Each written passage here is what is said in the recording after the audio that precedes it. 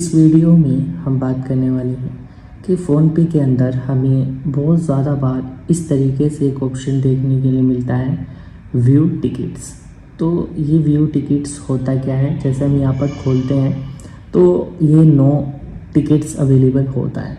बहुत लोग जो समझते हैं यहाँ पर हमारे टिकट सेव होते हैं, जैसे कि हम मान के चलिए कि मूवीज़ वगैरह के जो टिकट्स रहते हैं या फिर बस फ्लाइट्स के टिकट रहते हैं वो सेव होते हैं। पर मैं ऐसा बोलना चाहूँगा, ऐसा नहीं है। यहाँ पर ये चीज़ यहाँ पर सेव नहीं होती, ये सिर्फ एक अलग चीज़ों के लिए होता है। अब जैसे कि आपके किसी भी फीचर में कोई दिक्कत आती है, प्रोफाइल में, पेमेंट इशू में, तो उसके लिए यहाँ पर देखिए ये जो ऑप्शन है सिलेक्ट पेमेंट।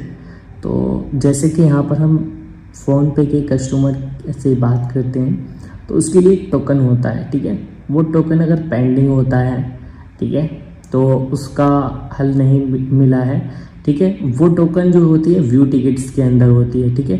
तो व्यू टिकट्स जो होते हैं ये इसी फीचर के रहता है। जैसे कि कोई हमें इशू चल रहा हो तो हमें जब तक उसका सोल्व नहीं मिल जाता तो वो व्यू टिकट्स में रहते हैं, ठीक है। जैसे टोकन ले लेते हैं ना जिस तरीके से, उसी तरीके से व्यू टिकट्स रहते हैं, ठीक है।